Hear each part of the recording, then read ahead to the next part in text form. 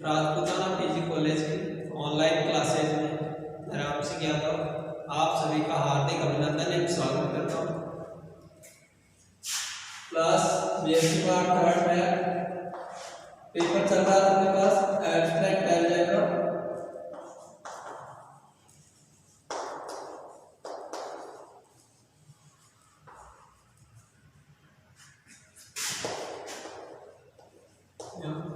अमूर्त बीजगणित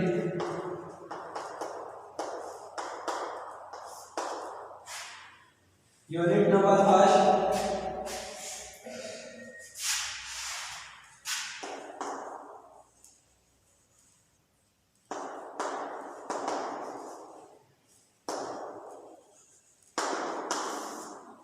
क्या चल रहा था? Theorems of group.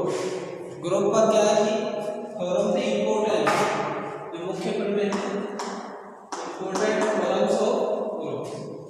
अपने फर्स्ट थ्योरम चल रही थी, थ्योरम नंबर फर्स्ट, और थ्योरम नंबर फर्स्ट में भी अपन ने पहला पार्ट हो गया था, पार्ट नंबर फर्स्ट हो गया था। क्या थी अपने पास?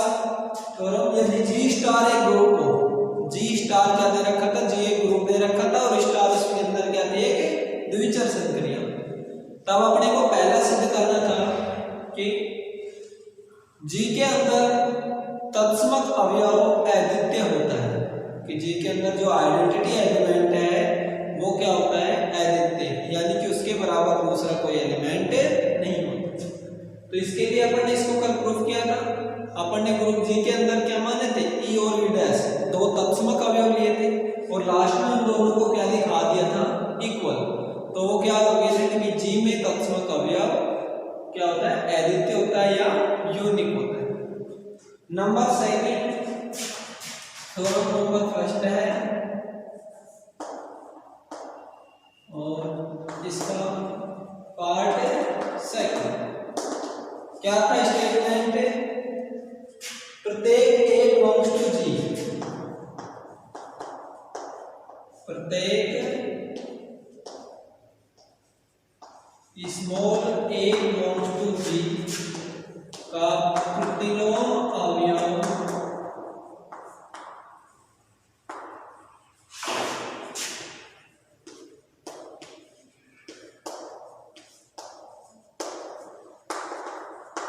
क्या होता है? अद्वितीय होता है।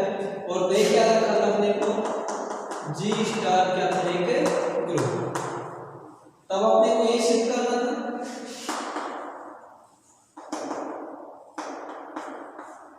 कि प्रत्येक ए बिलोंग्स टू जी। इसका मतलब क्या हो गया कि जी के अंदर अपन कोई भी एलिमेंट नहीं, भाई जरूरी नहीं या तो क्या दे रखा है? एक, भाई जी के अंदर ग्रुप दे रखा है तो इसका मतलब कोई ना कोई एलिमेंट भी विद्यमान होंगे। तो अपन कोई भी आर्बिट्ररी एलिमेंट लें जी के अंदर से तो उसका प्रत्येक का जो प्रतिलोम अवयव है वो, यानी कि इसका मतलब क्या हो गया कि एक अवयव के लिए उसका एक ही प्रतिलोम अवयव विद्यमान हो। तो इसके लिए भी अपन क्या लेंगे? कोई भी दो जी स्टार जी में से कोई भी दो अवयव क्या मान लेंगे? उसके प्रतिलोम अवयव एक, और लास्ट में क्या दिखा देंगे? दोनों को बराबर। तो लिखो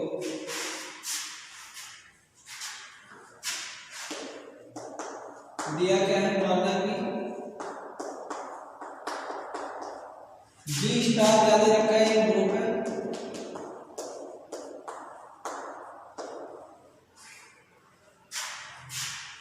तब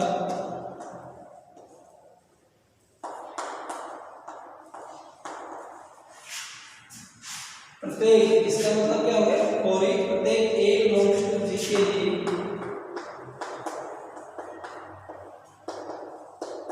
माना कि जैसे क्या ले विरोधाभास से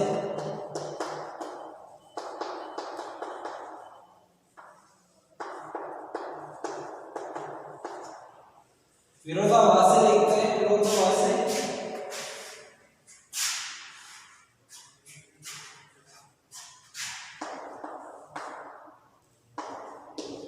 बी बाय सी दो एलिमेंट लेंगे,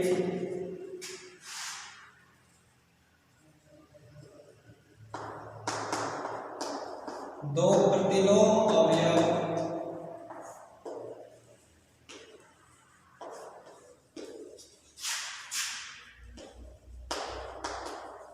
विद्यमान है जहां बी और सी किसमें बिलोंग करते हैं जी।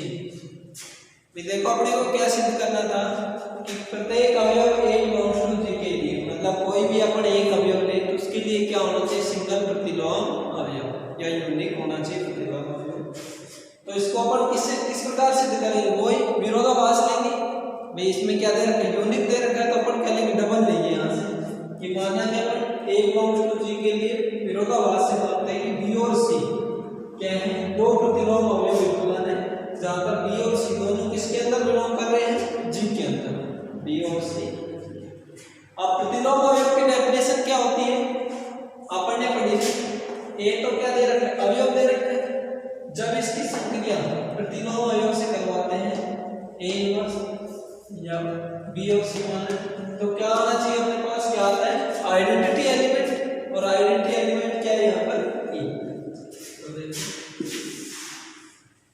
तब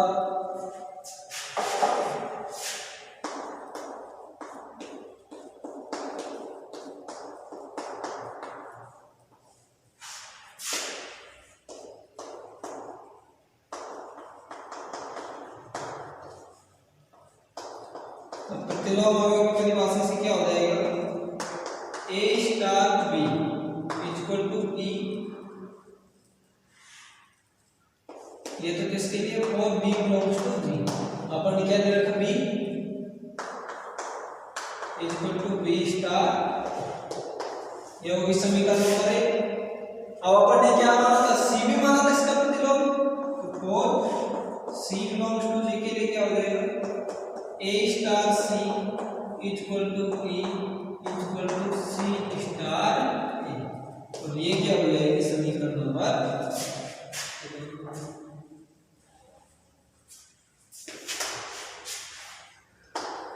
और तब हमें सिद्ध क्या करना है, तब हमें सिद्ध करना है कि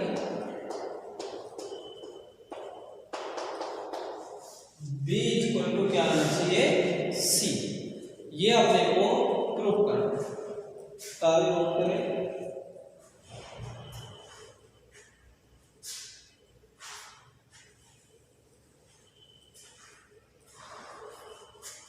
देखो एक बार मैं फिर से रिपीट करता हूँ आपको।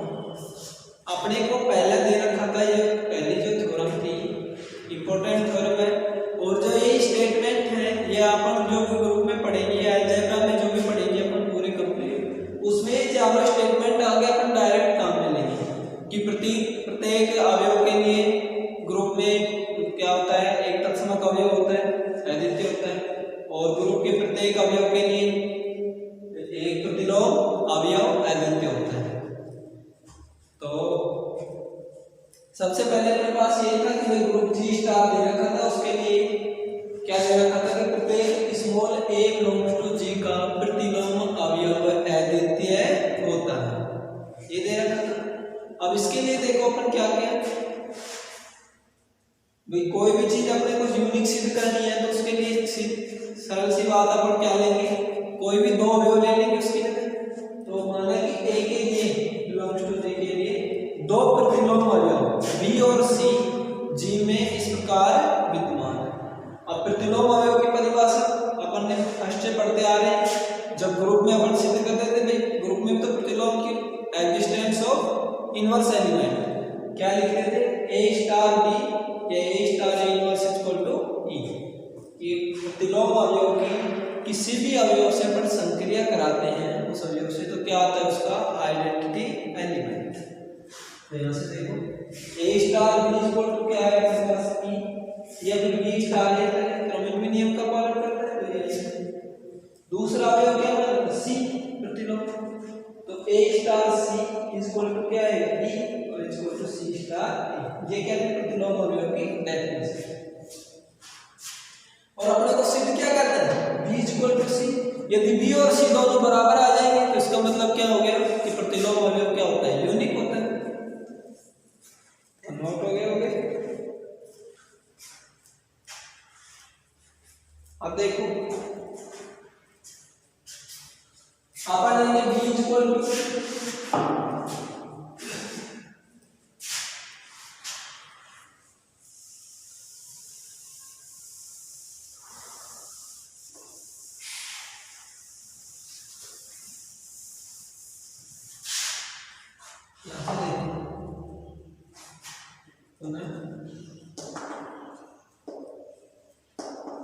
बी इक्वल टू, मैंने क्या ले लिया, बी स्टार ई। किसकी डेफिनेशन से,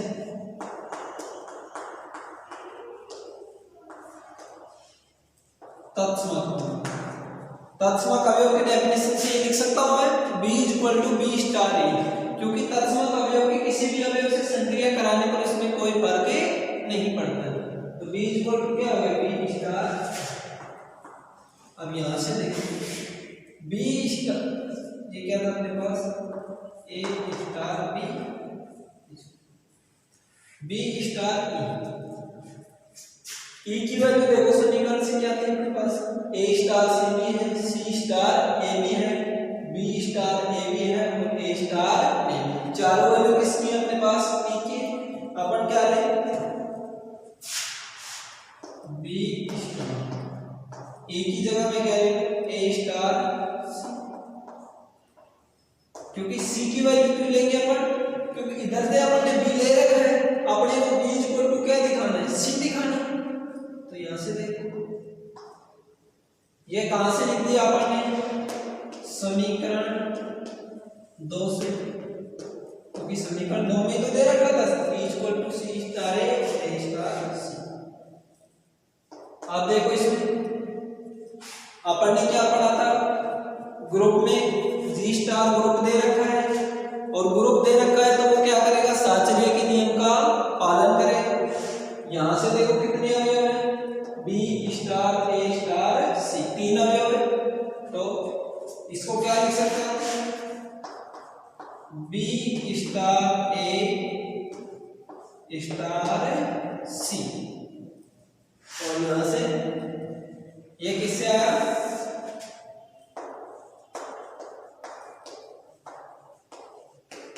साचर्यता कंडीशन से, किसके बराबर चल रहा था, बी के बराबर, और यहां से क्या है अपने पास, A star B equal to T equal to B star, ये किस समीकरण नंबर 1,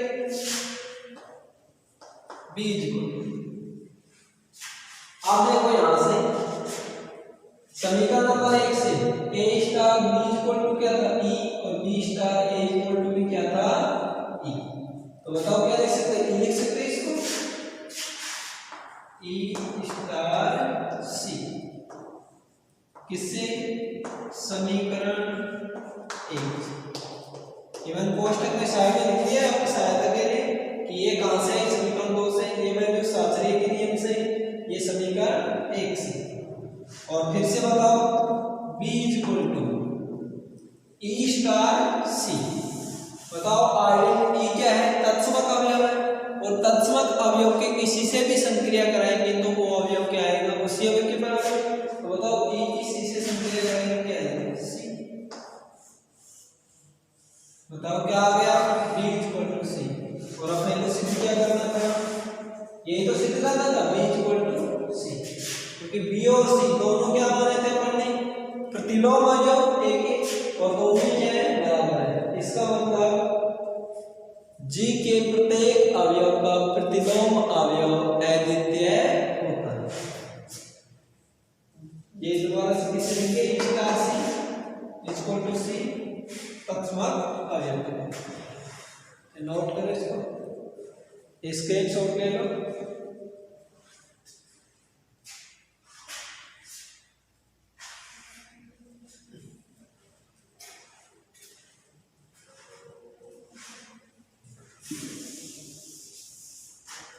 ये जो अपने को सिद्ध करना था,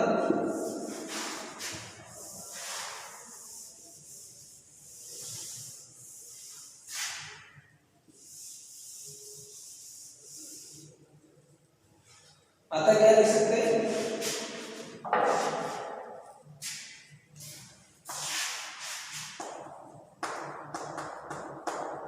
आता है स्पष्ट है कि और ईच प्रत्येक a बिलोंग्स टू g, इसका मतलब क्या हो गया कि g के प्रत्येक अवयव के लिए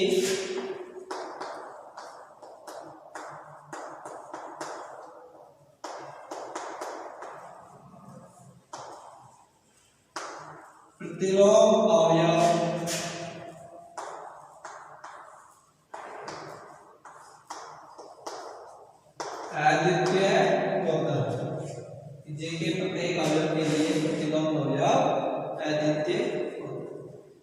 में क्या था, सेकंड स्टेटमेंट था इसका, जो थ्योरम नंबर फर्स्ट थी उसका सेकंड पार्ट। कल अपन ने पढ़ा था थ्योरम नंबर फर्स्ट का फर्स्ट पार्ट क्या था कि जी के प्रत्येक अवयव के लिए तत्समक अवयव अद्वितीय होता है।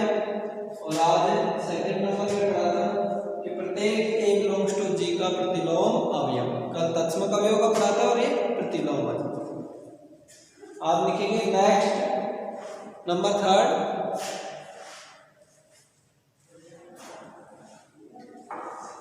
हो गया वो।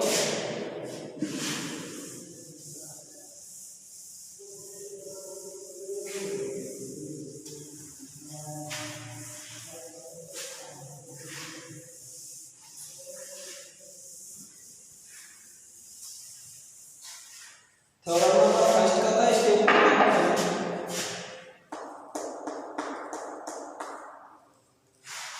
कि फॉर ईच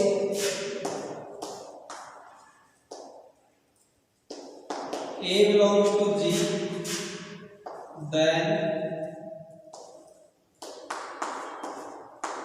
A inverse का इनवर्स इक्वल टू A।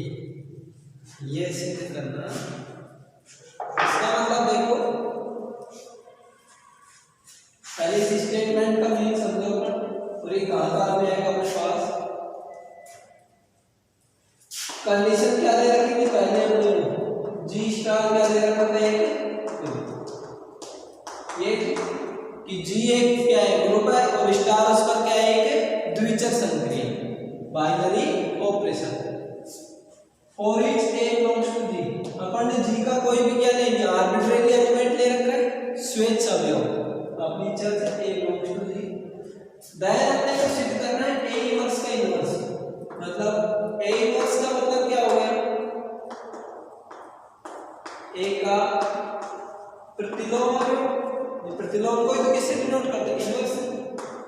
ए का प्रतिलोम ये हो गया और फिर से क्या करें इसका इनवर्स, यही तो है। ए इनवर्स को तो क्या लिख सकते हैं, ए का प्रतिलोम अवयव और फिर से इनवर्स। तो बताओ प्रतिलोम का अपन प्रतिलोम लेंगे तो वही अवयव आएगा इक्वल टू। तो प्रतिलोम का प्रतिलोम लेंगे तो वापस से क्या आना चाहिए वही, और यही अपने को क्या करना है सिद्ध करना है। तो इसके लिए क्या ले लेंगे अपन, अवयव दे रखा है प्रतिलोम ए बिलोंग्स टू जी के लिए,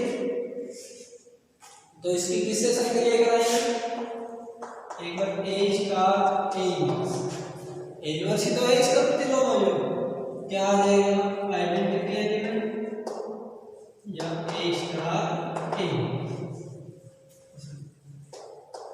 ए इनवर्स स्टार। भाई ए की कोई भी अवयव लें और उसकी संक्रिया उसके प्रतिलोम अवयव से करवाएं तो क्या आता है अपने पास तत्समक अवयव। और ये अभी पीछे अपन ने पढ़ा था प्रतिलोम अवयव की डेफिनेशन दी थी, इससे ये होता है किससे प्रतिलोम का। और यदि इसके अपन दोनों तरफ किससे संक्रिया कराते हैं इस अवयव की, A star A inverse star A inverse का इनवर्स, तो अपने पास क्या आ जाएगा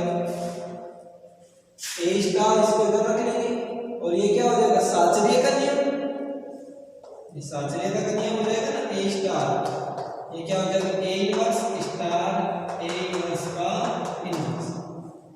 ये लिख सकते हैं तीन अवयव दे रखे हैं अपने को, तो एक को बाहर और दोनों को, ये ए इनवर्स एक एलिमेंट हो गया और ये ए इनवर्स का इनवर्स ये दूसरा एलिमेंट हो गया।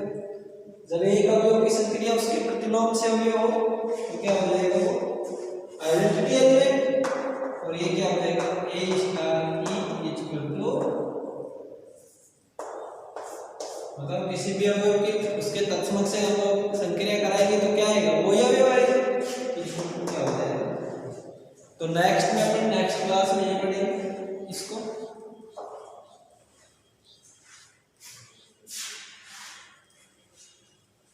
ये तो अपने पास क्या थी डेफिनेशन और इसका स्टेटमेंट था।